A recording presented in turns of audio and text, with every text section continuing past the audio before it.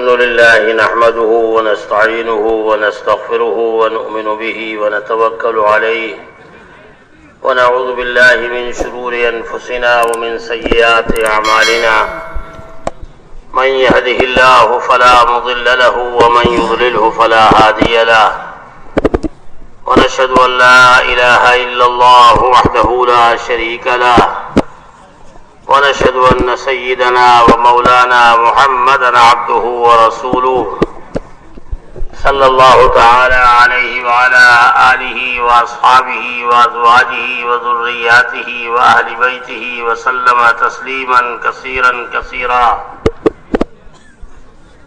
أما بعد فأعوذ بالله من الشيطان الرجيم. بسم الله الرحمن الرحيم. من عمل صالحا من ذكر أو أنثى وهو مؤمن فلنحيينه حياة طيبة ولنجزينهم أجرهم بأحسن ما كانوا يعملون. صدق الله مولانا العظيم.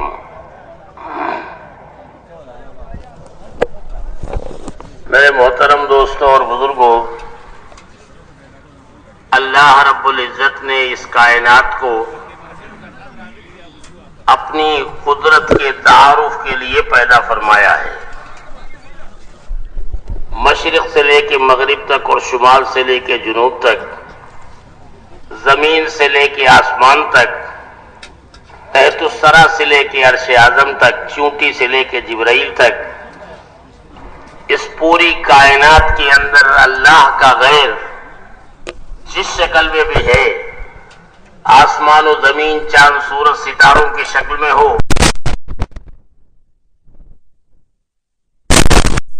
یا چرندے پرندے درندے، ساری مخلوق کو چونٹی سے لے کے جبرائیل تک اللہ رب العزت نے تنہا اپنی قدرت سے پیدا کیا ہے. اور جس صورت سے اللہ نے ان تمام تر مخلوقات کو تنہا اپنی قدرت سے پیدا کیا ہے، اسی صورت سے اللہ رب العزت تنہا اپنی قدرت سے ساری مخلوق کی پرورش کر رہے ہیں. پیدا کرنے والی ذات بھی تنہا اللہ کی اور پرورش کرنے والی ذات بھی اللہ کی، اور پیدا کیا ان سب کو اپنے تعارف کے لیے تاکہ میری قدرت کو جانا جائے. مخلوقات کے ذریعے سے کنت کنزم مخفیا، میں ایک چھپا ہوا خزانہ تھا، مجھے کوئی نہیں جانتا تھا. فاحببت ان اعرف، میں نے چاہا کہ مجھے جانا جائے اور پہچانا جائے. فخلقت الخلق، تو میں نے مخلوق کو پیدا کیا کہ اس کے ذریعے سے میرا تعارف ہو کہ اللہ رب العزت نے بغیر مخلوق کے، بغیر آسمان کے آسمان کو، بغیر سورج کے سورج کو، بغیر چاند کے چاند کو، بغیر ستاروں کے ستاروں کو، بغیر آدمی کے آدمیوں کو، بغیر ملائکہ کے ملائکہ کو، بغیر جن کے جنات کو تنہا اپنی قدرت سے کیسے پیدا کیا ہے. یہ جو کچھ بھی کائنات میں پھیلا ہوا ہے وہ سارا کے سارا اللہ کی قدرت کے تعارف کے لیے ہے. کچھ بھی تو نہیں تھا. اللہ نے اپنی قدرت سے زمین کو پیدا کیا، اوپر آسمان اور نیچے سوائے پانی کے مشرق مغرب شمال جنوب سب پانی ہی پانی. اللہ کا عرش بھی پانی کے اوپر تھا. اللہ رب العزت نے جب ارادہ کیا تو جہاں پر اللہ کا گھر یعنی بیت اللہ شریف خانہ کعبہ ہے، اللہ نے وہاں پر پانی میں سے ایک بلبلہ اٹھایا اور اس پانی میں سے اٹھے ہوئے بلبلے کو اللہ رب العزت نے زمین کی شکل میں پانی کے اوپر پھیلا دیا. اور جب یہ زمین ہلی ڈولی تو اللہ نے پہاڑوں کے ذریعے سے اس زمین کو روک دیا. پھیلائی زمین اور پہاڑوں کے ذریعے سے اس کو روک دیا. اور اس زمین کے اندر اللہ رب العزت نے ہماری ضرورتوں کے خزانے دفن کر دیے، ہماری غذاؤں کے، ہمارے ملبوسات کے، ہماری مجوہرات کے، کھانے پینے کے، جتنی بھی ضرورتیں ہماری ہیں اللہ رب العزت نے ان ضرورتوں کے خزانے دفن کر دیے۔ ہم محنت کرتے ہیں، اس سے حاصل کرتے ہیں، غذائیں بھی حاصل کر رہے ہیں، پھل فروٹ بھی اسی زمین سے حاصل کر رہے ہیں، سونا اور چاندی، ہیرے اور جواہرات، غلے اور اجناس، ثمرات اور فواکہات، سب اللہ رب العزت نے اس کے اندر ہماری ضروریات کے خزانے رکھ دیے۔ اور پھر اللہ رب العزت نے اپنی صفت تخلیق کا اس زمین کے اوپر مظاہرہ فرمایا کہ دیکھو ہم کیسے ہیں، پیدا کرنے کے اعتبار سے تنہا اپنی قدرت سے، اسی مٹی سے، اسی زمین سے اللہ رب العزت نے لاکھوں اور کروڑوں قسم کی مخلوق کو پیدا کیا ہے۔ ہم انسان، ہم بھی اسی مٹی سے، منہا خلقناکم وفیہا نعیدکم ومنہا نخرجکم تارۃ اخری، اسی سے بنایا گیا ہے ہمیں، اور اسی میں لوٹائے جائیں گے، اور اسی سے پھر اٹھائے جائیں گے۔ مٹی کی شکل بدلی، انسان بنا دیا، مٹی کی شکل بدلی، شیر اور چیتے بنا دیے، مٹی کی شکل بدلی، اونٹ اور گھوڑے بنا دیے، سانپ اور بچھو بنا دیا، اسی مٹی سے فواکہ اور ثمرات، درخت اور غلے اور اجناس، یہ ساری شکلیں ہی نہیں، مٹی کو بدل بدل کر کے اللہ نے بنائی۔ یہ جو جتنا بھی کچھ پھیلا ہوا ہے یہ سب مٹی سے بنا ہوا ہے، اور آخر میں سب مٹی ہو جائے گا۔ مٹی سے اللہ نے پیدا کیا، اور پھر پرورش کا نظام اللہ نے کیسے چلایا؟ رب اللہ کی ذات ہے، وہ جانتا ہے کہ ہمیں کس مخلوق کو کیسے پالنا ہے، پالتا بھی ہے، اور جن چیزوں سے پالنا چاہتا ہے ان چیزوں کو پیدا کرنے والا بھی اللہ ہے۔ ایسا نہیں ہے کہ پیدا کوئی دوسرا کرے اور پالے اللہ پاک، نہیں، وہ خالق بھی ہے اور رب بھی ہے۔ رب السماوات والارض، ہر مخلوق کا رزق اسے معلوم ہے کہ ہمیں کس مخلوق سے کس مخلوق کو کیسے پالنا ہے۔ انسان کو اگر غلے سے پالنا ہے تو جانور کو غلے کے بھوسے سے پالنا ہے، اور غلے کے بھوسے سے پالنے کے بعد پھر جانور کی لید سے کیڑوں اور مکوڑوں کو پالنا ہے اور پیدا کرنا ہے۔ حضور صلی اللہ علیہ وسلم نے ارشاد فرمایا کہ وہ ایسا رب ہے کہ پیدا بھی کرتا ہے اور پالتا بھی ہے، اور پالنا صرف پالنا ہی نہیں بلکہ کس کو کیسے پالنا ہے یہ بھی وہی جانتا ہے۔ اس میں ہماری رائے کا یا ہمارے مشورے کا کوئی دخل نہیں اللہ کو۔ اللہ بے نیاز ہے۔ حضور صلی اللہ علیہ وسلم نے ایک جگہ ارشاد فرمایا کہ دو چیزیں ایسی ہیں کہ جن سے انسان کو مفر نہیں ہے۔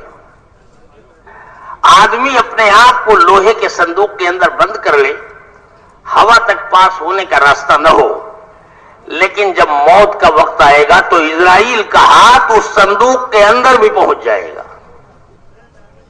صندوق روک نہیں پائے گا۔ اور دوسری چیز جس کا تذکرہ اس کے ساتھ کیا ہے کہ جب رزق کا وقت آئے گا تو جتنا رزق مقدر ہے جس سے اللہ پالیں گے، جب اس کا وقت آئے گا تو رزق بھی اس صندوق کے اندر پہنچ جائے گا۔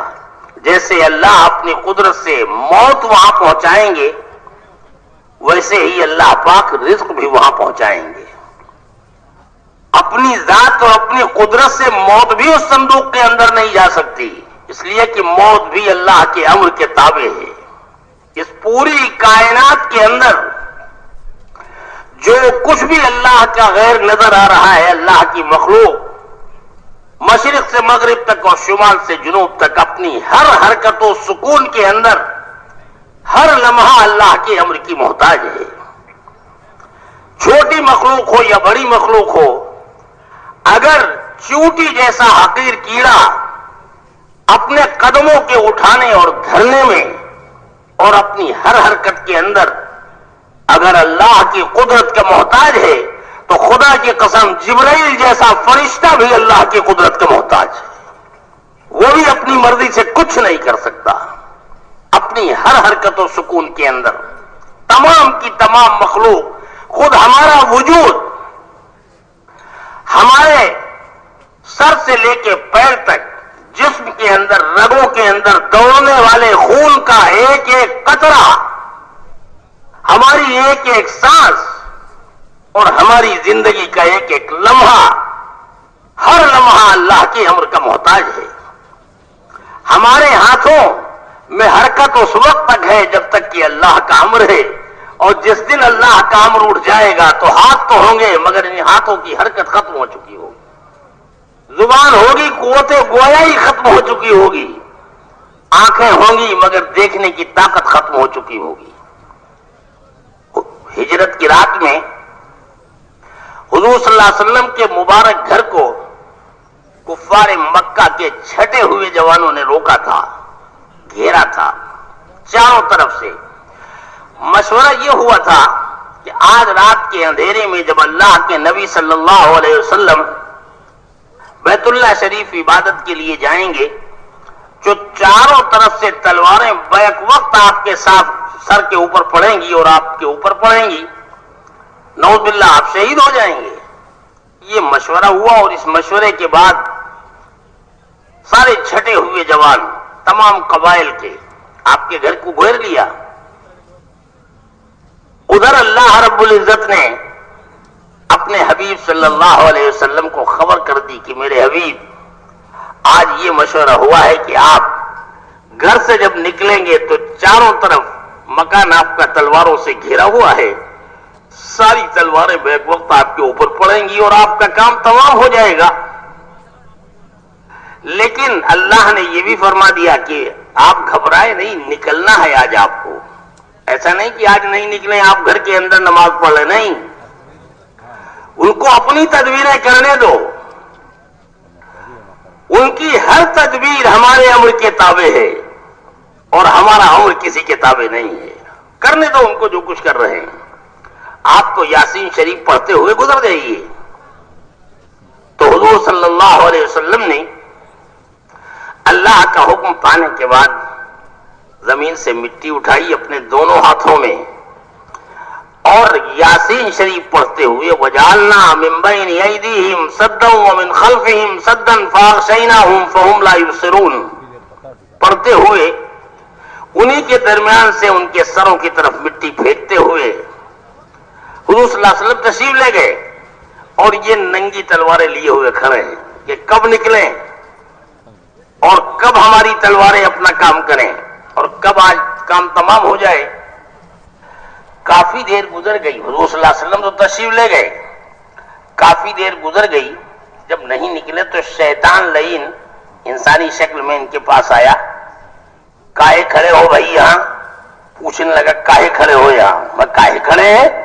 انتظار میں کھڑے ہیں، نکلے تو صحیح. آج تو قصے پاک کر دینا ہے. یہ روزانہ کی یہ کرکر جو ہے اور روزانہ کا یہ جھگڑا جو ہے آج تو ختم ہی کر دینا ہے. آج تو نکل ہی نہیں سکتے بچ کے، انتظار میں کھڑے. تو شیطان نے کہا تم کیا کرو گے قصہ پاک؟ وہ تو نکل گئے. کہنے لگے نکل گئے؟ بڑے میاں جاؤ، سٹیا گئے ہو، ہم کو بہکانے آئے ہو. کیسے نکل جائیں گے؟ ہماری آنکھیں کھلی ہوئی، سب جوان ہٹے کٹے، تلواریں تنی ہوئی. اس نے کہا نکل بھی گئے اور تمہاری کھوپڑی میں مٹی ڈال کے گئے، اب سر جھاڑو. جب سر جھاڑنا شروع کیا تو مٹی گرنے لگی. اب حیرت میں یہ سارے کے سارے کہ آخر یہ کیا ہو گیا ہے، کیسے ہوا، مٹی کیسے گری. دوستو، اللہ رب العزت نے اپنی قدرت دکھلائی کہ انسان، اگر ہم تیری آنکھوں میں روشنی دینا جانتے ہیں تو اپنے حبیب کی حفاظت کے لیے اس روشنی کا ختم کر دینا بھی جانتے ہیں. کتنا دیکھو گے، کہاں تک دیکھو گے؟ جہاں تک ہم چاہیں گے، جتنی دور چاہیں گے، جتنی دیر چاہیں گے اتنی دیر دیکھو. آنکھیں ہوں گی مگر روشنی نہیں ہوگی. اسی صورت سے دوستوں اور بزرگوں، کائنات کی تمام تر مخلوق ہر لمحہ اپنی ہر حرکت و سکون میں اپنے اعضاء اور جوارح کے اعتبار سے، اپنے وجود کے اعتبار سے ہر حرکت و سکون میں اللہ کے امر کی محتاج ہے۔ ساری کی ساری کائنات مل کر کے کچھ کرنا چاہے تو اللہ کے امر کے بغیر کچھ نہیں کر سکتی، اور اللہ کائنات کے بغیر سب کچھ کر سکتی۔ تمام تر مخلوق کو پیدا کرنے کے بعد اللہ رب العزت فارغ ہو کر کے نہیں بیٹھ گئے کہ میں جو جی چاہے دھندا کرو، چھوڑ نہیں دیا اللہ نے، بلکہ تمام تر مخلوق کو پیدا کرنے کے بعد حکمرانی اللہ کے ہاتھ میں۔ جتنی بھی مخلوق جس شکل کی بھی ہے، انسان و جنات، فرشتے ہوں، جبرائیل، میکائیل، اسرائیل، اسرافیل ہوں، انسان میں اولیاء اللہ، قطب، غوث، اقطاب ہوں، انبیاء علیہم الصلاۃ والسلام ہوں، تم جانور، چرندے، پرندے، درندے، چوپائے، دوپائے ہوں، یہ جتنی بھی مخلوق اللہ کے غیر کی شکل میں اس کائنات کے اندر موجود ہے، خدا کی قسم ان تمام تر مخلوقات کی گردنیں اللہ رب العزت کے قبضے قدرت کے اندر ہے۔ ان مخلوقات سے وہ نہیں ہوگا جو یہ مخلوق چاہے گی، بلکہ اس سے وہ ہوگا جو اللہ چاہے گی۔ قادر مطلق اللہ کی ذات ہے، تنہا اپنی قدرت سے پیدا کیا ہے، اور جو کچھ بھی ہے پیدا ہونے کے بعد ہر لمحہ اللہ کا محتاج ہے، اپنی مرضی سے کچھ نہیں کرتی۔ اسی کو تو حضرت ابراہیم علیہ السلام نے فرمایا انی وجہت وجہی للذی فطر السماوات والارض حنیفا وما انا من المشرکین۔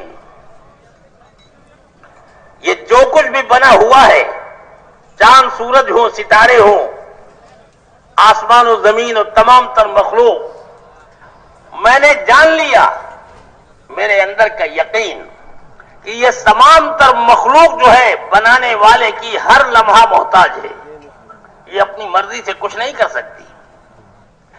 جو کچھ ان مخلوقات کے اندر ہمیں نظر آ رہا ہے، دکھائی دے رہا ہے، ہمیں نفع نقصان کی شکلیں نظر آ رہی ہیں، جو کچھ بھی ان چیزوں کے اندر ہے دوستوں اور بزرگوں، وہ سب اللہ کا رکھا ہوا ہے۔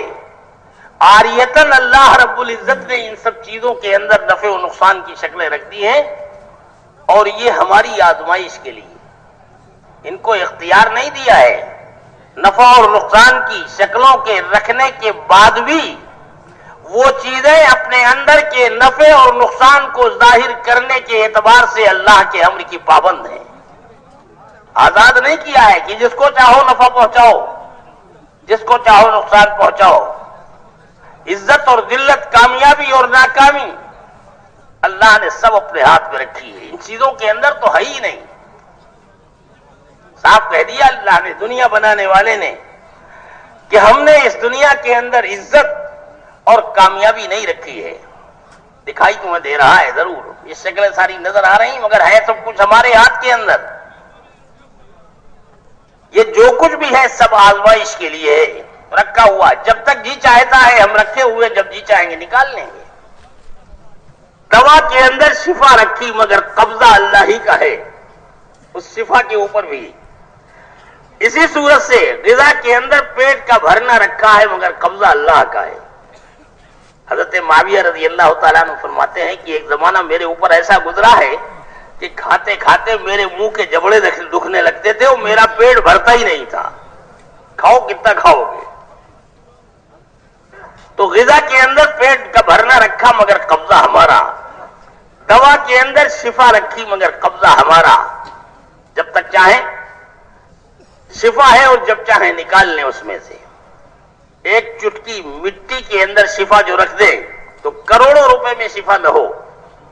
ڈاکٹر تو ہر موقع کے اوپر کہتا ہے کہ آج تو آپ کو اتنا بڑھیا انجیکشن دیا ہے کہ اب اس انجیکشن کے بعد آپ کو کسی دوا کی ضرورت نہیں ہے، یعنی آپ سیدھے قبرستان تشریف لے جائیں گے، اب اس کے بعد کوئی ضرورت ہے ہی نہیں، مر جاؤ گے اور کیا۔ یہ جتنے مر رہے ہیں، ایسا نہیں کہ دوا کھائے بغیر مر رہے ہوں، یہ سب دوا کھا کے مر رہے ہیں، اور اچھی دوا کھا کے مر رہے ہیں۔ زندگی سے قریب ہونے کے لیے دوا کھا رہے ہیں، مگر ہر دوا کے بعد موت کے قریب ہوتے چلے جا رہے ہیں۔ اللہ کے ہاتھ میں ہے موسیٰ علیہ السلام کے پیٹ میں درد ہوا ایک مرتبہ، اپنے زمانے کے اعتبار سے جو بھی دوائیں ان کی رہی ہوں وہ دوائیں انہوں نے کھائیں، درد ٹھیک نہیں ہوا، اللہ سے دعا کی کہ اللہ میاں یہ تو ٹھیک ہونے کا نام ہی نہیں لے رہا ہے، تو اللہ نے فرمایا کہ یہ ریحان کا درخت ہے، اس کے پتے کھا لو ٹھیک ہو جاؤ گے۔ پتا کھایا، ٹھیک ہو گیا درد۔ ایک مدت کے بعد پھر درد ہوا تو سوچا کہ ریحان کا درخت کھایا تھا، ٹھیک ہو گئے تھے، منگواؤ ریحان کی شاخ منگوا لی، 4-6 پتے کھا گئے اور ٹھیک ہی نہیں ہو رہا ہے۔ اللہ میاں اب کی تو یہ ٹھیک ہی نہیں ہو رہا ہے، پہلے تو ایک ہی کام ہو گیا تھا۔ تو اللہ نے فرمایا کہ موسیٰ ریحان کے درخت میں کچھ نہیں ہے، وہ تو ہمارا امر تھا، پہلے تم ہمارے پاس آئے تھے، ہم نے کہا تھا تو فائدہ ہم نے ڈالا تھا اس کے اندر، اب کہ تم براہ راست پہنچ گئے اس کے پاس، کھا جاؤ پورا درخت۔ تو شفا جو ہے اللہ کے امر کے اندر ہے، شافی مطلق اللہ کی ذات سے۔ ہماری زبان پر یہ جو جملے آ رہے ہیں کہ فلاں ڈاکٹر اس کے ہاتھ میں بڑی شفا ہے، بڑی شفا ہے، یہ وہ جملے ہیں کہ جن کے اندر سے شرک کی بو آ رہی ہے۔ شفا اللہ کے ہاتھ میں ہے، کسی کے ہاتھ، نہ کسی دوا میں، نہ کسی غذا میں، نہ کسی ڈاکٹر میں، شفا صرف اللہ کے ہاتھ میں ہے۔ ہم یاد کر رہے تھے کہ یہ چیزوں کے اندر اللہ نے جو کچھ رکھا ہے یہ تو سب ہماری آزمائش کے لیے رکھا ہے، کہ دیکھیں حاجت کے وقت میں بندہ کدھر جاتا ہے۔ ہمارے یہاں تو ہم سے تو اچھے یہ چھوٹے بچے ہوتے ہیں، معصوم بچہ جو ہوتا ہے چھوٹا سا، اپنی ہر ضرورت کے بارے میں اسے یقین ہے کہ ہماری ہر ضرورت ہماری ماں کی گود میں ہے، یعنی ہم ماں کی طرف جائیں گے، دوڑیں گے، ماں کی گود میں جا کے مچل جائیں گے تو ہماری ہر ضرورت پوری ہو جائے گی، اس کو یقین ہے۔ چنانچہ اپنی ہر ضرورت کے وقت میں اپنی ماں کو دیکھتا ہے، پیاس لگی تو ماں کے پاس دوڑ کے آیا، بھوک لگی تو ماں کے پاس دوڑ کے آیا، کپڑے لتے لینے ہوئے تو ماں کے پاس دوڑ کے آیا، ہر مسئلے میں ماں کے پاس دوڑ کے آتا ہے اور ماں اس کی ضرورت کو پورا کر دیتی ہے۔ عجیب بات ہے، باپ موجود، بھائی موجود، بہنیں موجود، یہ سب سگے اس کے موجود ہیں، لیکن اس کا اپنی ماں کے بارے میں اتنا یقین پختہ ہے کہ ماں باپ بھائی بہن کسی کی طرف وہ دیکھتا ہی نہیں، حتیٰ کہ ضرورت کے وقت میں اس کے دل کے اندر بھی ماں کے علاوہ کسی دوسرے کا خیال بھی نہیں آتا ہے، ایسا یقین ماں کا، اور سیدھے ماں کے پاس دوڑتا ہوا آتا ہے اور ماں اس کی ضرورت کو پورا کر دیتی ہے۔ اگر کبھی دیر ہوئی مشغولیت کی وجہ سے اس کی ضرورت کے پورے ہونے میں تو بچے کو صرف ایک کام آتا ہے اور وہ کام ہے کہ ماں کی گود میں مچلنا اور آنسو بہانا۔ ماں سب کچھ برداشت کر لیتی ہے دوستو، لیکن بچے کے آنسو برداشت نہیں کر پاتی، سارے کام چھوڑ کر کے بچے کا کام کرتی ہے، اس کے بعد پھر اپنے دھندے میں لگتی ہے۔ یہ یقین جو اس بچے کا اپنی ماں کے بارے میں ہے کہ ضرورت کے وقت میں ماں کے علاوہ ماں کے غیر کا خیال بھی دل کے اندر نہیں آتا، حتیٰ لا یاتی فی قلبہ وسوسہ الی غیر امہ، یہاں تک کہ اس کے دل میں ماں کے علاوہ کسی دوسرے کا خیال بھی نہیں آتا، وسوسہ بھی نہیں آتا۔ یہ یقین ہماری ضرورت کے وقت میں اس انداز پر اگر ہمارے اللہ کا ہمیں میسر ہو جائے اور یہ یقین ہمیں حاصل ہو جائے، اس بچے والا یقین کہ ضرورت کے وقت میں نظر اٹھے تو صرف اور صرف اللہ کی طرف، اللہ کے علاوہ کسی دوسرے کا دھیان بھی نہ آنے پائے، جس دن یہ یقین دوستو ہمیں ہمارے اللہ کے بارے میں حاصل ہو جائے گا، خدا پاک کی قسم وہ دن وہ ہوگا کہ اس کائنات میں ہم تنہا اللہ کے محتاج ہوں گے، کائنات ہمارے قدموں پر پڑی ہوئی ہو۔ وَسَخَّرَ لَكُمُ اللَّيْلَ وَالنَّهَارَ وَالشَّمْسَ وَالْقَمَرَ، یہاں جو در در کی ٹھوکریں کھا رہے ہیں یہ اپنے اس ذوف ایمانی کی وجہ سے، ورنہ اللہ نے تو فرمایا وَأَنْتُمُ الْأَعْلَوْنَ إِن كُنتُم مُّؤْمِنِينَ، صحیح معنوں میں واقعی صاحب ایمان بن جاؤ ایسا ایمان کی جس کے اندر اللہ کے غیر کا شرک شامل نہ ہو، خالص ایمان، ایمان کامل اگر تمہارے اندر آ جائے تو پھر تمہیں دنیا کی کسی چیز کی طرف دیکھنے کی ضرورت نہیں، تم ہی ہوگے سب سے زیادہ سربلند، اعلیٰ اور افضل۔ آج ہمارا حال یہ ہے کہ ہم بتوں کے شرک کو تو جانتے ہیں، بتوں کے ہم شرک کو جانتے ہیں، عبادات کے شرک کو ہم نہیں جانتے، اعمال کے شرک کو ہم نہیں جانتے، ایمان کے شرک کو اور دعاؤں کے شرک کو ہم نہیں جانتے۔ ذرا سوچیں وہ کون سا عمل ہے جس کے اندر شرک شامل نہیں؟ ہاتھ اٹھائے ہیں اللہ کے سامنے اور اللہ سے اپنی ضرورت کو مانگ رہے ہیں، زبان پر نام اللہ کا ہے لیکن دل میں اللہ کا غیر بیٹھا ہوا ہے کہ اللہ میاں اس کے دل میں ڈال دے تو کام ہو جائے گا، فلاں منسٹر کے دل کے اندر ڈال۔ دعا کیا مانگ رہے ہیں؟ اللہ کو آرڈر دے رہے ہیں۔ اللہ کے ہاں وہ کہ جس کے اندر اللہ کے غیر کا شائبہ بھی نہ ہو، اللہ کے یہاں اللہ کے خزانوں سے لینے کے لیے شرط ہے کہ اللہ کے ہر غیر کا انکار ہو۔ ہمارے اوپر کوئی مصیبت آتی ہے، ہماری نظر ایک آدمی کے اوپر جا کر کے ٹک جاتی ہے کہ یہ منسٹر ہے، یہ وزیر ہے، یہ فلاں ہے، اس کے ذریعے سے ہمارا مسئلہ حل ہو جائے گا، اس سے اچھے اچھے لوگ اور موجود ہیں لیکن اس کی نظر بس اس کے اوپر ٹک جاتی ہے، نہیں نہیں نہیں، ہوں گے دوسرے لوگ، دوسروں کا فائدہ ہوگا لیکن ہمارا تو اسی سے ہوگا، اس کے علاوہ کسی سے نہیں ہوگا۔ اور پھر اپنی ضرورت کو لے کر کے جس وقت یہ اس آدمی کے پاس پہنچتا ہے تو سر سے لے کے پیر تک سراپا التجا ہوتا ہے۔ ایسا نہیں کہ اس کی زبان پر یہ ہے اور دل میں کوئی اور ہو، نہیں، زبان پر بھی یہی ہے، دل کے اندر بھی یہی ہے اور دماغ میں بھی یہی ہے، دونوں ہر جگہ یہی، سر سے پیر تک سراپا التجا، تضرع زاری، ہاتھ پھیلے ہوئے، گڑ گڑا رہا ہے، آنکھوں سے آنسو جاری ہے، بہ رہا ہے، اس کے علاوہ کسی دوسرے کا خیال اور ذہن میں، دماغ میں تصور بھی نہیں، سر سے پیر تک یہ دل و دماغ پہ چھایا ہوا ہے اور یقین اسی کا ہے، اس کے علاوہ ہر ایک کا انکار۔ یہ کیفیت دعا کی دوستوں اور بزرگوں جس دن ہمیں حاصل ہو جائے گی وہ دن وہ ہوگا کہ اللہ کے سامنے ہاتھ اٹھنے کے بعد پھیرنے سے پہلے پہلے جیسے صحابہ فرماتے ہیں کہ ہم نے دعا کے لیے ہاتھ اٹھائے اور مانگا اللہ سے، اللہم انا نستغفرک ونستسقیک، ہم نے ہاتھ پھیلائے اور اس وقت تک ہاتھ نہیں پھیرے جب تک کہ زمین پھٹ کر کے پانی کے ابلنے کی آواز نہیں سنی ہے، اور جب آواز سنی ہے تو ہماری زبانوں پہ تھا کہ ھذا ہی نصر من اللہ، یہ ہے اللہ کی وہ مدد جس کا اللہ کے رسول جناب محمد الرسول اللہ صلی اللہ علیہ وسلم نے ہم سے وعدہ کیا ہے۔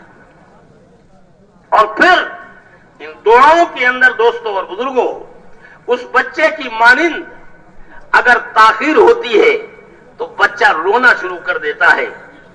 اگر اللہ پاک بھی کبھی کبھی دیکھتے ہیں کہ دیکھیں ہمارا بندہ کہیں اور دوسری طرح بھاگے تو نہیں جا رہا ہے، اب آدمی اگر گڑ گڑاتا ہے اور اللہ ہی کی طرف اور بڑھتا ہے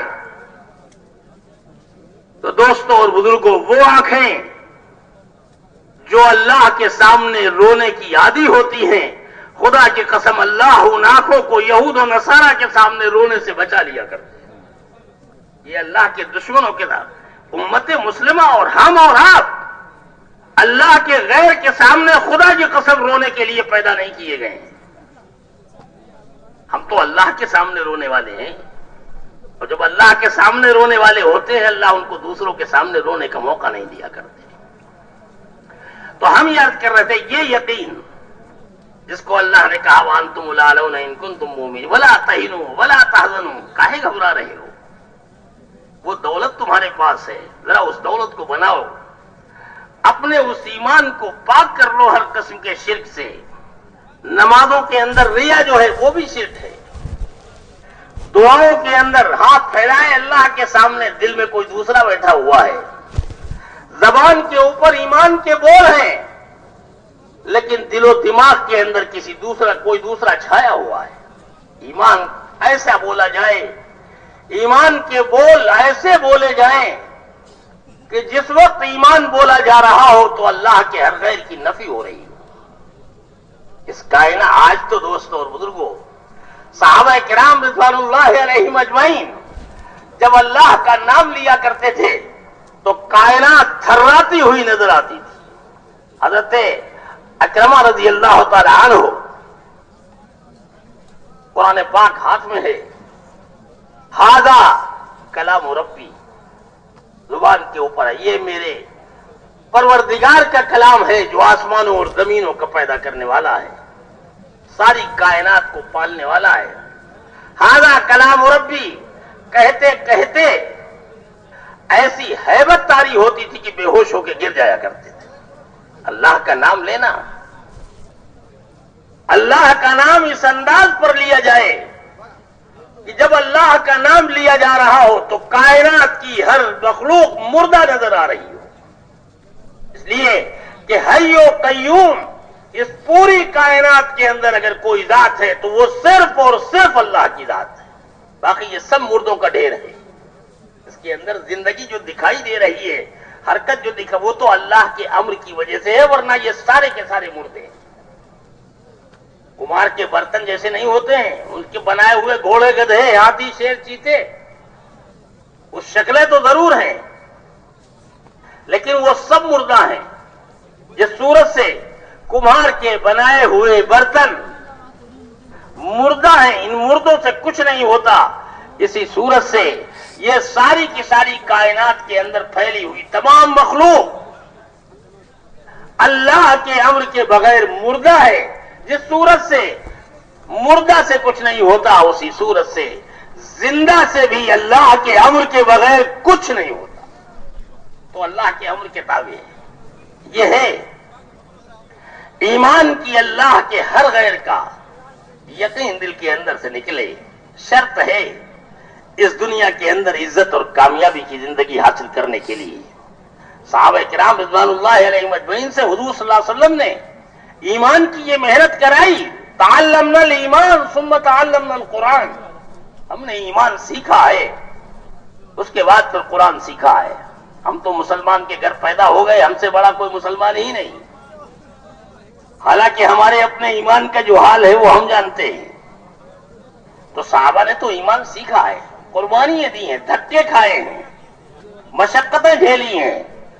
یہ 13 سال کی مسلسل مکے کی زندگی جو قربانیوں کی ہے وہ ایمان کے بنانے کے لیے ہے. ایمان یتغذا بالمصائب والمشقہ، ایمان مصیبتوں سے غذا حاصل کرتا ہے، راحتوں میں نہیں، مصیبتوں سے غذا حاصل کرتا ہے. حضرت عمر نے حضرت بلال کو بلایا. جب بلال تشریف لائے مجلس کے اندر تو بلا، تعال تعال یا سیدی بلال، اپنے پاس بٹھایا. حضرت سفیان آئے، ان سے پہلے ان کو کہا بھی نہیں کچھ، جہاں جگہ ملی جوتوں کے پاس بیٹھ گئے. حضرت بلال کو اپنے پاس بلا کے بٹھایا. جب مجلس ختم ہو گئی تو حضرت سفیان نے کہا کہ عمر تم نے ہمارے ساتھ انصاف نہیں کیا، ہم کچھ بھی ہیں، آخر قریش کے سردار ہیں، بلال کچھ بھی ہو غلام تو ہیں، ہمارے آنے پر کوئی ہٹو بچو نہیں، اور بلال کے آنے پر یہ احترام.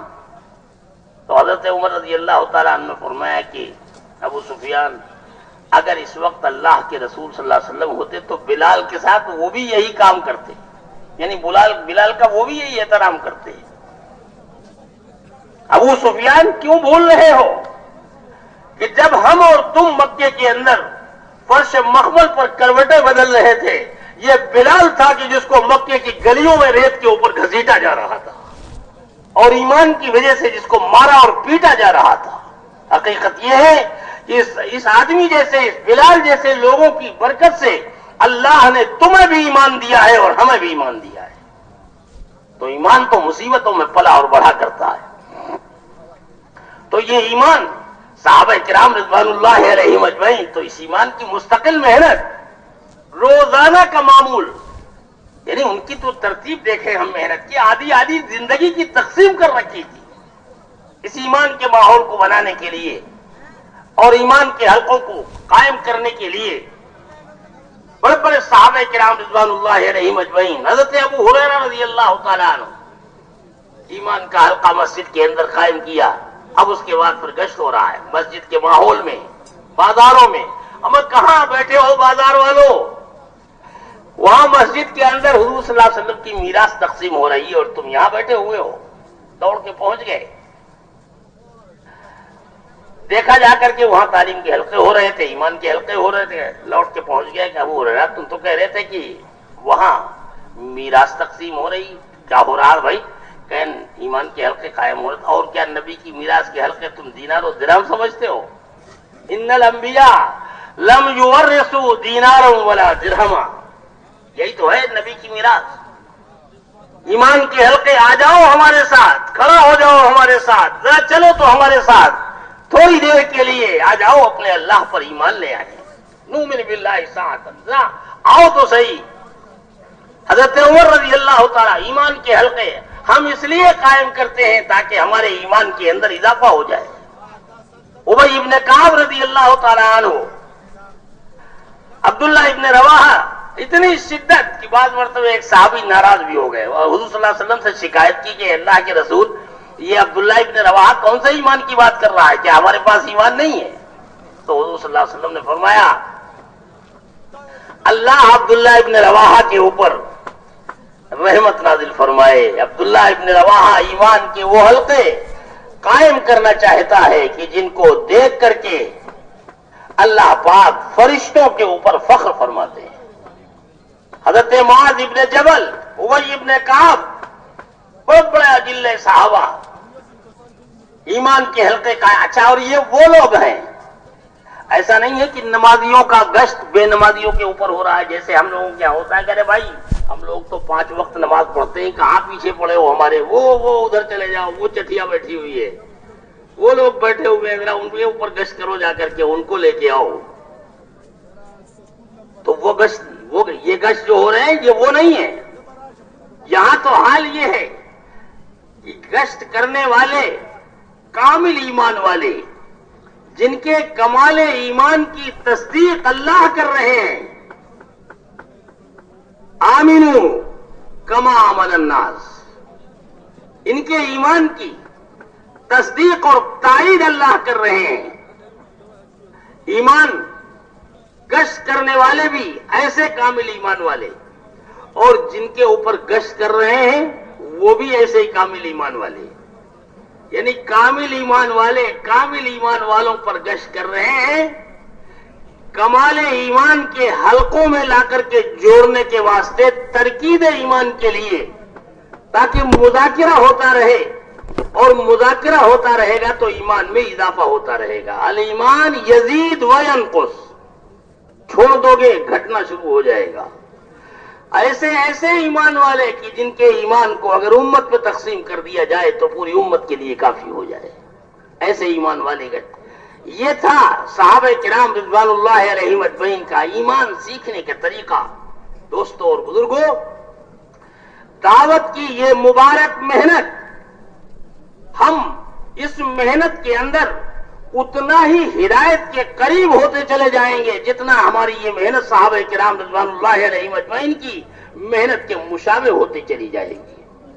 اگر اس محنت کو ہم صحابہ والی قربانیوں پر لے کر کے چلیں گے تو ہمارا ہر قدم خدا کی قسم باطل کی گردن کے اوپر ہوگا، اور اگر ہم اپنی دانشوری اور عقل و فہم کی بنیاد پر لے کر کے چلیں گے تو باطل ہماری گردنوں کے اوپر ہوگا، ہم باطل کی گردن پہ نہیں ہوں گے۔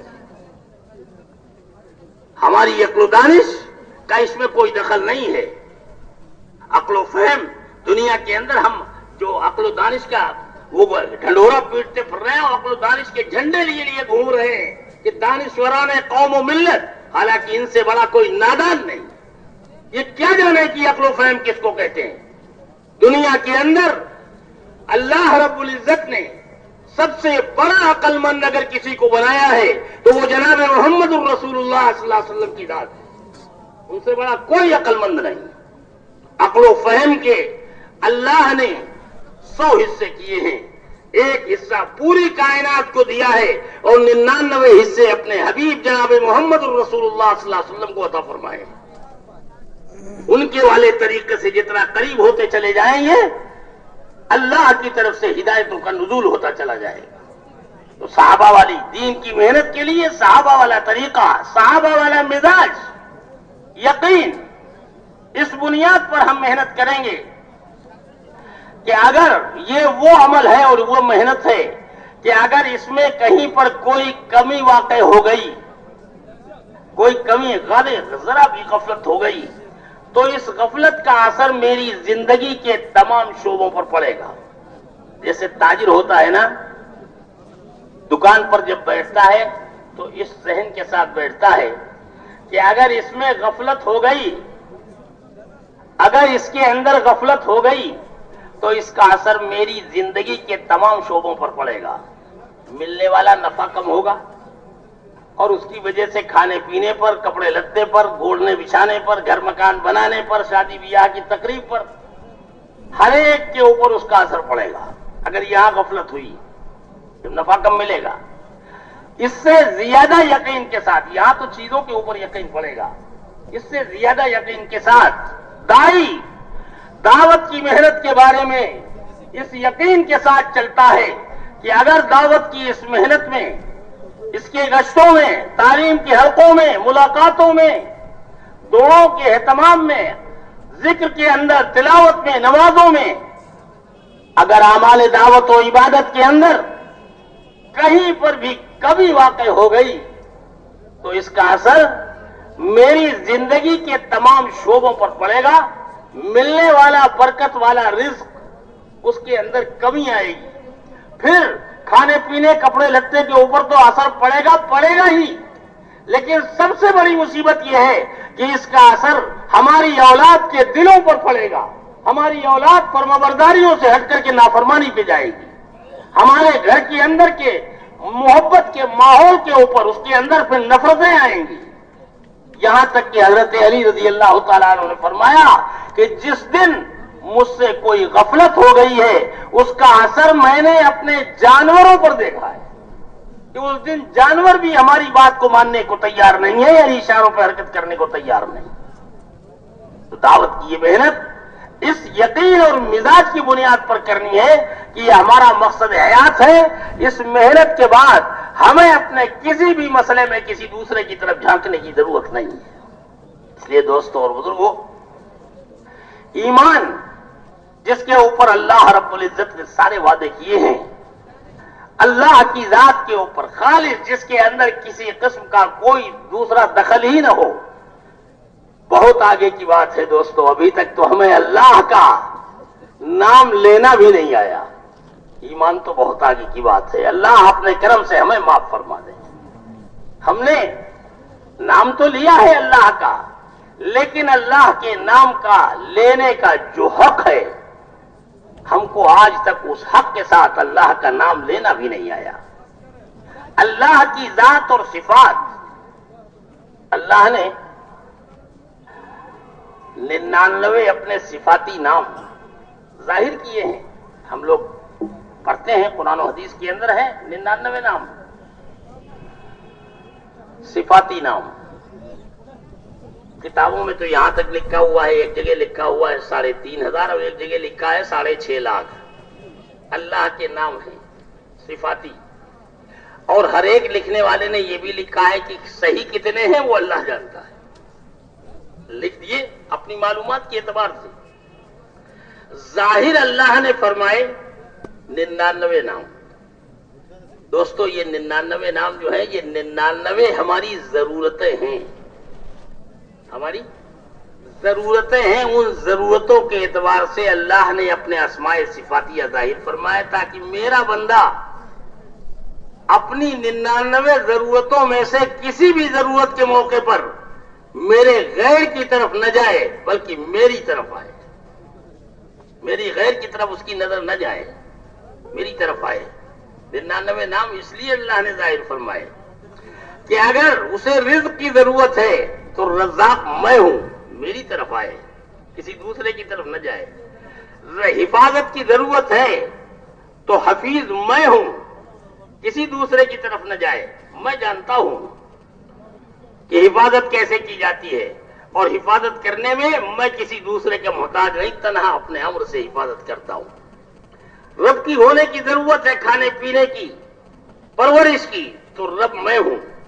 یعنی یہ جتنے بھی اسماء صفاتیہ، رحیم ہے، کریم ہے، ودود ہے، لطیف ہے، خبیر ہے، بصیر ہے، یہ جتنا بھی ہے، یہ جو اللہ رب العزت نے اسماء صفاتیہ ظاہر کیے ہیں ہمارے ایمان کو بچانے کے لیے، کہ ہمارا ایمان بگڑنے نہ پائے، ہمارا بندہ اپنی ہر ضرورت میں ہماری طرف آئے. ہماری طرف آئے گا یہ ایمان کی علامت ہوگی. تو اللہ کا نام، ابھی تو لفظ اللہ ہی تمام تر اس کی ذات اور صفات اور اس کی قوت اور اس کی طاقت اور اس کے قدرت کاملہ کے استحضار کے ساتھ ہمیں نام ہی لینا نہیں آیا. دنیا کی چیزوں کا نام لیتے ہیں نا، تو ان کے اندر کی جو قوت اور طاقت اور جو نفع اور نقصان ہے اس کے دھیان کے ساتھ نام لیتے ہیں. کسی منسٹر کا نام لیں گے، اس کے دائرے اختیار، ہمارا اتنا بڑا منسٹر ہے بھائی، یہاں تک اس کے اختیارات ہیں، جو چاہے کرے، سیاہ سفید کا مالک ہے، اس کے دھیان کے ساتھ. کسی تھانے دار کا نام لیں گے تو اس کے لاٹھی ڈنڈے اور توپ و بندوق کے ساتھ وہ دھیان آئے گا، دھیان کے ساتھ. کسی پھل کا نام لیں گے اس کے ذائقے کے ساتھ. تو ہر چیز کا نام لے رہے ہیں اس کے اندر کے فائدے اور نفع نقصان کے ساتھ. لیکن جب اللہ کا نام لینے ہوتا ہے تو دوستو ایسے ہی لیتے ہوئے گزر جاتے ہیں. اللہ کے جلال و جبروت کا اور اس کی خالقیت اور مالکیت کا ہمیں احساس بھی نہیں ہوتا کہ کس بڑے اللہ کا نام لیا ہے ہم نے، کہ جس کے نام، صرف نام کی برکت سے یہ دنیا قائم ہے، یہ کائنات اس کے نام کی عظمت اور برکت کی وجہ سے قائم ہے. جس دن یہ نام اس کائنات میں نہیں ہوگا یہ کائنات نہیں ہوگی. یہ کائنات، یہ نام جو ہے اس کائنات کو روکے ہوئے ہے، ساتوں زمین و آسمان. تو اس اللہ کا نام ایسے انداز پر لینے کی مشق کرنی کہ جب اللہ کا نام لے تو کائنات کی ہر مخلوق مردہ نظر آ رہی ہے، کہ کسی سے کچھ نہیں ہوتا. کرنے والی ذات صرف اور صرف اللہ کی ہے، فاعل حقیقی، پالنے والے اللہ. موت و حیات ہم اگر اپنی مرضی سے جینا چاہیں تو جی بھی نہیں سکتے، اور مرنا چاہیں تو دوستوں مر بھی نہیں سکتے. تمام تر مصیبتوں سے نجات پانے کے لیے آدمی نے تنگ آ کر کے طے کیا کہ آج اپنے مکان کی 4تھی منزل سے جا کر کے چھلانگ لگائیں گے، زمین پہ گریں گے، کھوپڑی کہیں ہوگی، ہاتھ پیر کہیں ہوں گے، مر جائیں گے. اس نیت سے 4تھی منزل پہ پہنچ گیا، اور وہاں سے جا کے جب چھلانگ لگائی تو نیچے سائیکل والا جا رہا تھا بیچارہ، اس کے اوپر جا کے گرا تو سائیکل والا مر گیا اور یہ کھڑا کے کھڑا رہا. اللہ نے دکھایا تم مرنا چاہتے ہو، وہ تو ہمارے ہاتھ میں ہے موت و حیات. تمہیں بستر کے اوپر مار دیں یہ بھی ہمیں اختیار، اور تمہیں موت کے منہ میں سے نکال لے زندہ وہ بھی ہمیں اختیار. ابراہیم علیہ السلام کو آگ کے اندر ڈالا گیا تھا، اور دنیا یہ سمجھ رہی تھی کہ ابراہیم علیہ السلام کی تو رات بھی نہیں ملے گی. تو یہ سمجھ رہی تھی دنیا رات بھی نہیں ملے گی ابراہیم علیہ السلام کی. لیکن ابراہیم علیہ السلام خود فرماتے ہیں کہ نار نمرود کے اندر جتنی راحت کے دن میری زندگی کے گزرے ہیں اس سے زیادہ راحت کے دن مجھے کبھی زندگی میں نصیب ہی نہیں ہوئے. اللہ نے دکھلایا کہ اے نمرودیو، اگر ہم تمہیں تخت حکومت کے اوپر یا غلوں اور غذاؤں کے ڈھیر کے اوپر اگر ہم تمہیں پالنا جانتے ہیں تو اپنے خلیل کو آگ کے شعلوں کے اندر بھی پالنا جانتے ہیں. ہم رب ہیں، آگ اور تمام تر مخلوق ہمارے امر کے تابع ہے. آگ آگ رہے گی مگر ہمارے خلیل کو ایک رائی کے دانے کے برابر میں نقصان نہیں پہنچا سکتی. اس لیے کہ آگ ہماری مخلوق، آگ کے اندر جلانے کی صفت ہماری مخلوق. آگ وہ نہیں کر سکے گی جو چاہے گی، بلکہ وہ کرے گی جو ہم چاہیں گے. تو اللہ رب العزت کے نام اس کی قوت اور طاقت اور اس کی قدرت کے ساتھ ایسا ہمیں لینا آ جائے کہ جب ہم اللہ کا نام لیں تو کائنات کی ہر مخلوق ہمیں مردے کی مانند نظر آئے کہ یہاں سے کچھ نہیں ہوتا. کرنے والی ذات جو کچھ بھی ہے وہ اللہ کی ہے. اللہ ہے کرنے والے. صحابہ کرام رضوان اللہ بنا صحابہ کرام رضوان اللہ علیہم اجمعین نعرہ تکبیر بلند کیا, قلعے کی دیوار گر گئی, عورتوں کے حمل ساکت ہو گئے. اندر کے یقین کے ساتھ زبان سے جب نہ اللہ اکبر کہا جا رہا ہے تو جو کچھ بھی اللہ کا غیر ہے سارا کے سارا معدوم نظر آ رہا ہے. اس لیے ایک تو محنت یہ اس یقین کو جب ہم اپنے اندر ہمارے اندر محنت کر کے پیدا کر لیا جائے گا. اب اللہ رب العزت کی طرف سے وعدہ ہے وَلَا تَهِنُوا وَلَا تَحْزَنُوا وَأَنْتُمُ الْأَعْلَوْنَ إِن كُنتُم مُؤْمِنِينَ. تم ہی ہوگے من عمل صالحا من ذکر او انثى وهو مؤمن فلنحيينه حیاتا طیبہ. اس کے اوپر ہم تمہیں حیات طیبہ دیں گے, کامیاب زندگی دیں گے. تمہارے پاس کچھ ہوگا تو بھی کامیاب کریں گے اور نہیں ہوگا تو بھی کامیاب کریں گے. اس لیے کہ اللہ وہ اللہ ہے جو جھوپڑوں کے اندر بھی کامیاب کرنا جانتا ہے اور محلوں کے اندر بھی ذلیل کرنا جانتا ہے. اس کے اختیارات میں سب کچھ ہے. وہ قادر مطلق ہے. کچھ ہوگا تو بھی کامیاب کریں گے. لَنُحْيِيَنَّهُمْ حَيَاةً طَيِّبَةً. ایسی پاکیزہ زندگی ہم تمہیں دیں گے کہ جس زندگی کے اندر تم کسی کی محتاج نہیں ہوگی. حضور صلی اللہ علیہ وسلم کی اس امت کو دوستو دنیا میں محتاج بنا کر کے نہیں پیدا کیا گیا, ذلیل اور رسوا ہونے کے لیے پیدا نہیں کیا گیا. یہ تو خود ہمارے اپنے ایمان کی کمزوری اور ایمان کا ضعف ہے. ورنہ اللہ رب العزت کا تو وعدہ لنحین ضرور بھی ضرور, تاکید در تاکید. تمہیں کسی مسئلے میں کسی کے سامنے ہاتھ پھیلانے کی ضرورت نہیں ہے. تمہاری ہر ضرورت کو تمہاری تو تمہاری, تم اگر کسی دوسرے کے لیے بھی ہمارے سامنے ہاتھ پھیلا دو گے تو ہم تو تمہارے ہاتھوں کی لاج رکھ کر کے اس دوسرے کے مسئلے کو بھی حل کر دیں.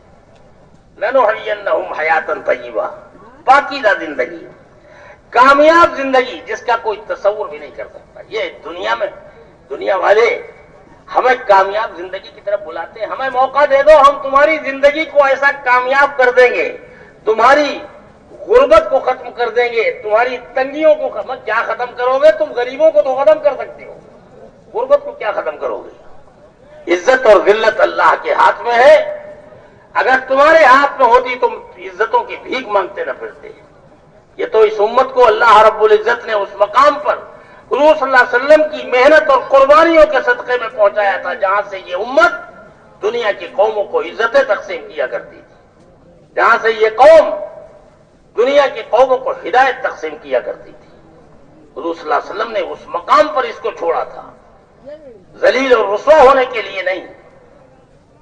تو اب اللہ رب العزت ایسی زندگی دیں گے کہ جس کو تم سوچ بھی نہیں سکتے ہو. ایسی کامیاب زندگی, دنیا والوں کو پتہ بھی نہیں کامیاب.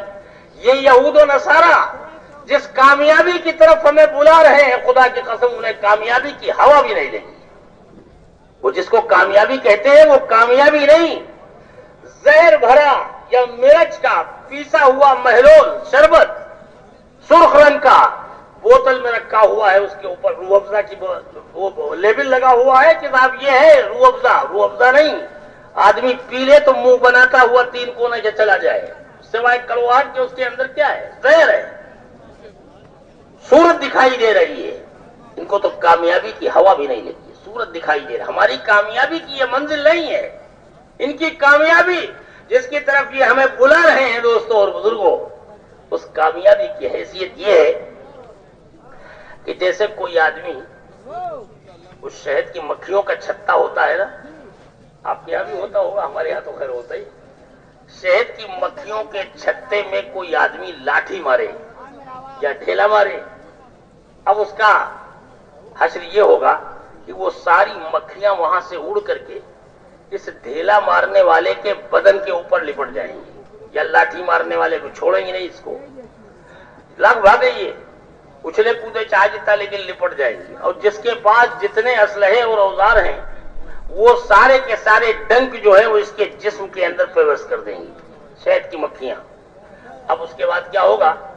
اب اس کے بعد ہوگا یہ کہ اس زہر کی وجہ سے اس آدمی کا بدن جو ہے وہ پھولے گا، بدن اس کا پھولے گا، موٹا دکھائی دے گا.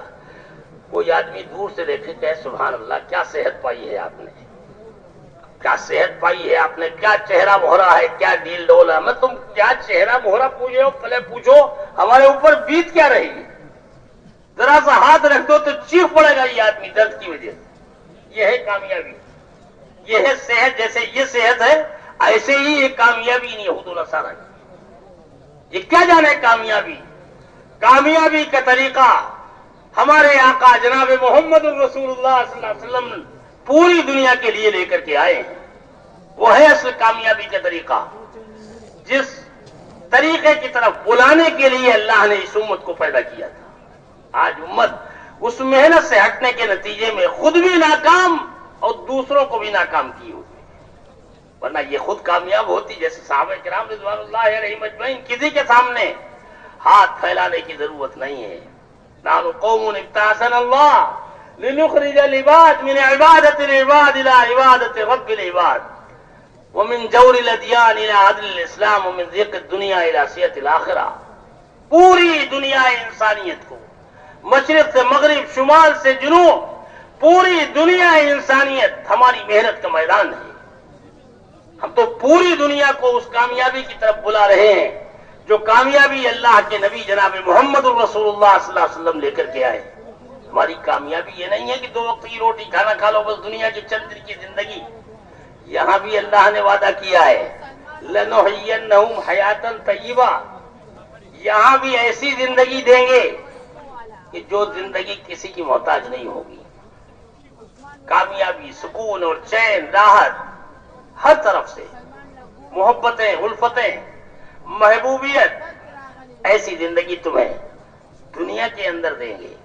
تمہیں کسی کے سامنے عزت کے لیے ہاتھ پھیلانا نہیں پڑے گا. خود لوگ ایسا ماحول بنے گا کہ جدھر سے گزرو گے عزت کے راستے کشادہ ہوتے چلے جائیں گے. امن و امان، سکون و چین. لمبا سفر کرنے کے بعد ایک لڑکی جب نوجوان امیر المومنین کے پاس پہنچتی ہے کہ پوچھا بیٹا بتاؤ مسلمانوں کو کیسا پایا ہے اتنے لمبے سفر میں؟ تو کہا امیر المومنین ہر عورت مجھے اپنی سگی ماں لگی، ہر بڑا اپنا مجھے سگا باپ لگا، ہر برابر کا سگا بھائی لگا. اس پورے سفر کے اندر امیر المومنین ایک آنکھ بھی ایسی نہیں تھی جو ہماری طرف غلط نظر سے اٹھتی ہوئی ہوتی. ایسے امن و امان، ہر آدمی اپنی اپنی جگہ کے اوپر مطمئن، سکون اور چین کی زندگی اس دنیا کے اندر، کسی کے محتاج نہیں. لیکن ہماری اصل کامیابی یہ نہیں ہے، یہ تو وقتی چیز ہے.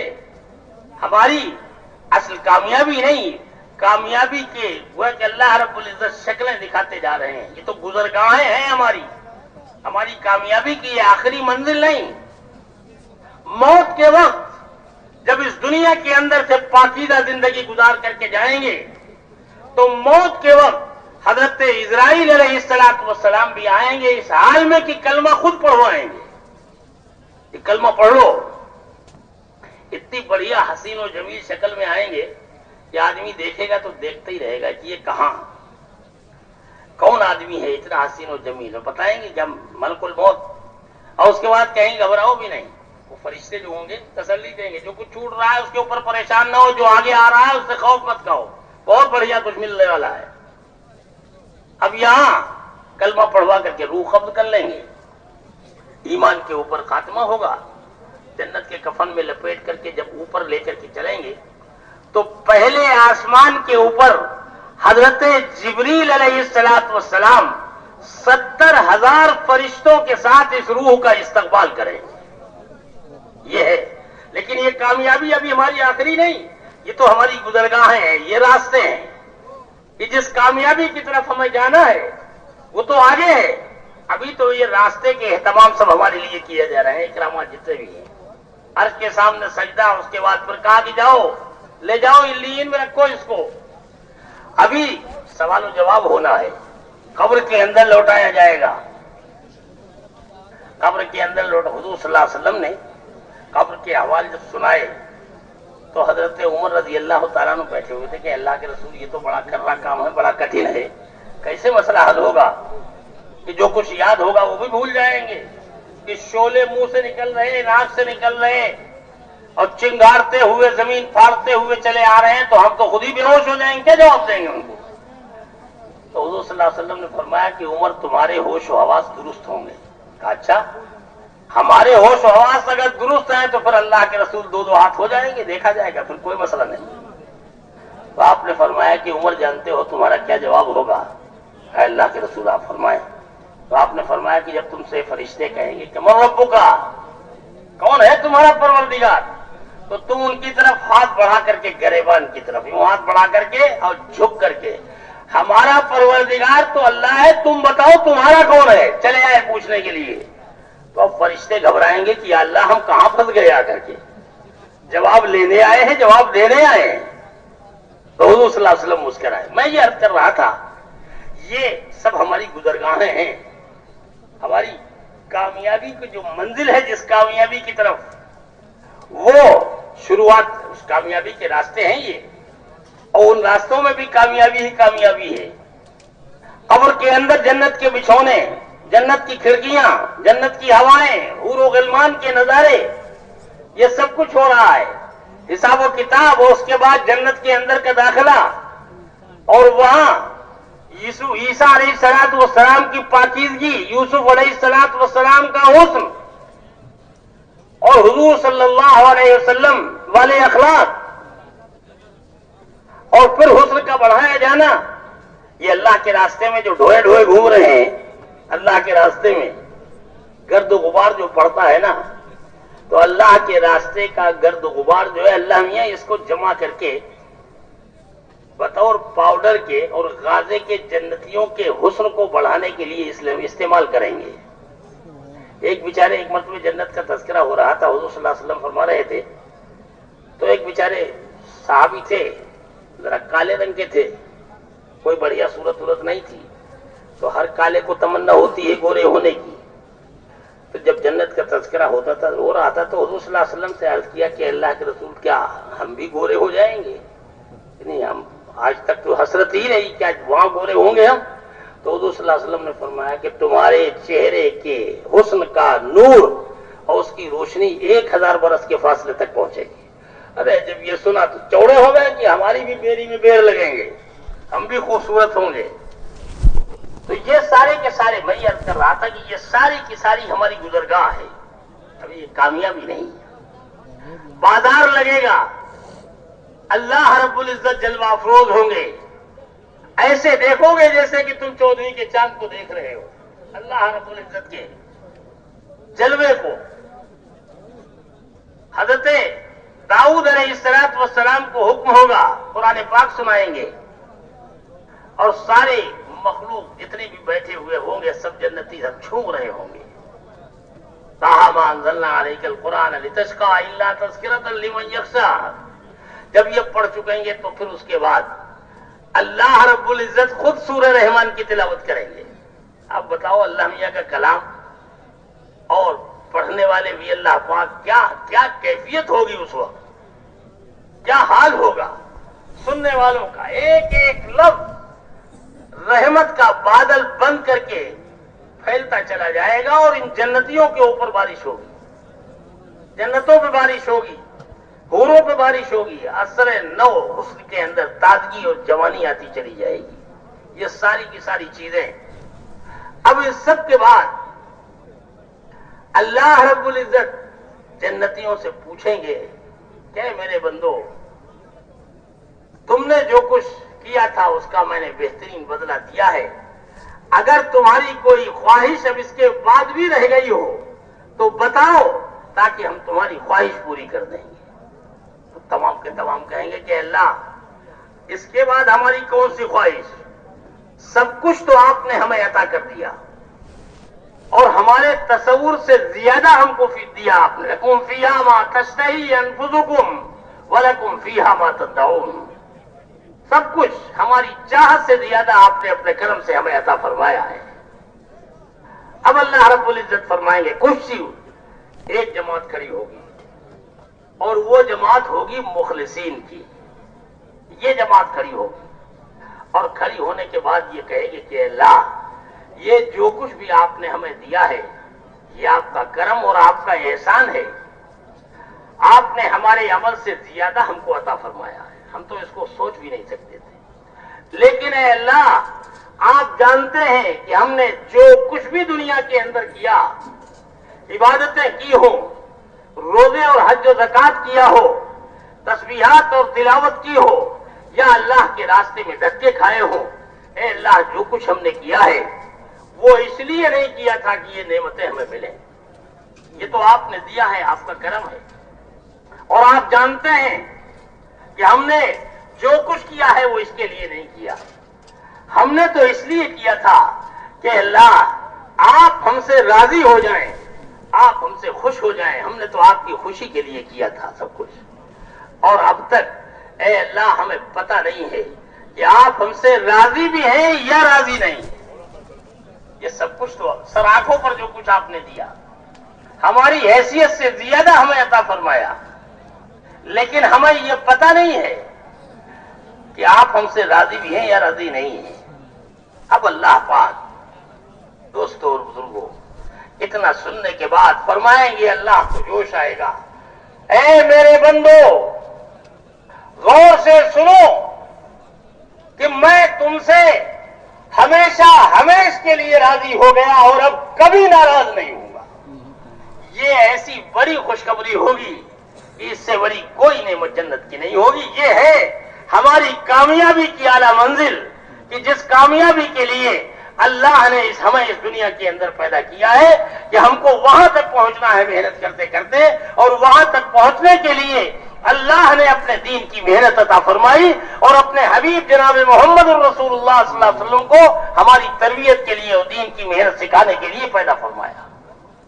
یہ ہے ہماری آخری. یہ کیا جانے یہود و نصارا یہ کامیابی کس کو کہتے ہیں. کامیابی تو یہ ہے, ہم سے سنیں آ کر کے, یہاں آ کر کے سیکھیں کہ کامیابی کس بات کو کہتے ہیں. اس لیے دوستوں اور بزرگوں اللہ کے نبی صلی اللہ علیہ وسلم نے پوری روئے زمین کے اوپر محنت کرنے کے لیے یہ محنت سکھلائی. بلکہ یہ امت تو مانگی ہوئی ہے, یہ امت دوستوں اور بزرگوں تو مانگی ہوئی ہے پوری امت کے, پوری دنیا کے اندر محنت کرنے کے لیے مانگا تھا. ابراہیم علیہ السلام نے امت مانگی تھی اور امت کے لیے تربیت کے واسطے نبی مانگا تھا اور امت کا مزاج مانگا تھا کہ اپنی جان, اپنا مال, اپنی عزت, اپنی آبرو سب کچھ آپ کے کلمے کو بلند کرنے کے لیے قربان کر دینے والی ہو. اے اللہ ہمارے اس بچے کی نسل کے اندر ایک ایسی امت پیدا کر دی. ہم تو آپ مانگے ہوئے ہیں, اور ہمارے نبی وہ بھی خود فرماتے ہیں کہ میں اپنے جد اعلیٰ حضرت ابراہیم کی دعا ہوں اور مجھے پیدا کیا گیا تمہاری تربیت کے لیے, مزاج ابراہیمی پر تمہاری تربیت کروں. کہ روئے زمین کے چپے چپے پر, صحراؤں میں, ہواؤں میں, فضاؤں میں, دریاؤں میں, جنگلات میں, سمندروں میں, جہاں کہیں کوئی بشریت رہ رہی ہے وہ ہماری محنت کا میدان ہے. ہمیں وہاں پہنچ کر کے اللہ کے کلمے کو بلند کرنا, سرسبزی اور شادابی کے لیے اللہ کے دین کے واسطے قربانی کھانا, قربانی دینا اور دھکے کھانا, ہم کو تو اس کے لیے پیدا کیا گیا ہے. ہم اپنے علاقے کے لیے نہیں ہیں, ہم اپنے ملک کے لیے نہیں, ہم اپنے صوبے کے لیے نہیں, بلکہ ہم تو پوری کی پوری دنیا انسانیت کے لیے ہے کہ ہمارے ہوتے ہوئے ایک آدمی بھی جہنم کے اندر جانے نہ پائے. ہماری محنت تو اس لیے ہے, ہم کو تو اس لیے پیدا کیا گیا. اور اسی بنیاد پر حضور صلی اللہ علیہ وسلم نے صحابہ کرام رضوان اللہ علیہم اجمعین کی تربیت کی. عقبہ بن نافع رضی اللہ تعالی عنہ جب تیونس کو پار کر کے مراکش پہنچے ہیں تو مارے جوش کے گھوڑا مراکش میں سمندر میں ڈال دیا. آگے سمندر تھا اس کے آگے دنیا نہیں. سورج ڈوب جاتا ہے جا کر کے وہاں. ڈال دیا گھوڑا اس کے اندر, اور جب پانی اس کا سمندر کا ان کے گھوڑے کے سینے سے لگا اور لگام کھینچی, اور لگام کھینچنے کے بعد تلوار بیان سے نکالی, اور نکالنے کے بعد فضا میں لہرائی اور یوں فرمایا کہ اللہ اگر ہمیں یہ معلوم ہو جائے کہ اس سمندر کے پار بھی تیرے کچھ بندے رہتے ہیں تو تیرے عزت و جلال کی قسم ہم اس سمندر کا سینہ چیر کر کے تیرے ان بندوں کے پاس جائیں گے اور وہاں جا کر کے تیرا کلمہ بلند کریں گے. اس بنیاد پر ہماری تربیت کی. اللہ کے رسول صلی اللہ علیہ وسلم نے ساری دنیا کے اندر محنت کرنے کے واسطے کہ ساری دنیا کو مصیبتوں سے ذلتوں سے نکال کر کے اسلام کے عدل و انصاف کی طرف, آخرت کی وسعتوں کی طرف, کہ جہاں مذاہب کے نام پر مظالم ہو رہے تھے وہاں سے نکال کر کے اسلام کے عدل و انصاف کی طرف لاؤ, جہاں ایک عام آدمی کو بھی امیر المومنین سے بھرے مجمع میں سوال کرنے کا حق تھا. امیر المومنین کھڑا ہوئے خطبہ دینے کے لیے, اعرابی کھڑا ہو گیا, نہ آپ کی سنیں گے اور نہ آپ کی مانیں گے, صاف کہہ رہا ہے. آج کل کا معاملہ ہوتا زبان کھینچ لی جاتی. وزیر اعظم کے بارے میں یہ بات کر رہے ہو, وہاں امیر المومنین نہ آپ کی سنیں گے نہ آپ کی مانیں گے جب تک آپ یہ نہ بتا دیں کہ مال غنیمت سے ہم کو سب کو ایک ایک چادر ملی, یہ آپ کے بدن پہ 2 چادریں کہاں سے آ گئی؟ اس کا مطلب آپ نے زیادہ لے لیا, انصاف نہیں کیا. تو حضرت امیر المومنین بھی ناراض نہیں ہوئے, بلکہ وہ فرمایا عبداللہ اس کے جواب دو. صاحبزادے سے کہا, عبداللہ ابن عمر رضی اللہ تعالیٰ عنہ کھڑے ہوئے کہ ہاں تمہارا سوال صحیح ہے. امیر المومنین کا بدن لمبا ہے, ایک چادر ان کے لیے کافی نہیں تھی, تو یہ دوسری چادر جو ان کے بدن پہ تم دیکھ رہے ہو یہ ان کی نہیں, یہ میری ہے. میں نے یہ چادر دے دی کہ امیر المومنین کا بدن جھک جائے اور خطبہ دیں, تو یہ چادر میری ہے جو ان کے جسم کے اوپر ہے. مطمئن ہو گئے. کیسے صاف دل لوگ تھے اور کیسے پاکیزہ نفوس. مطمئن ہو گئے. امیر المومنین کھڑے ہوئے.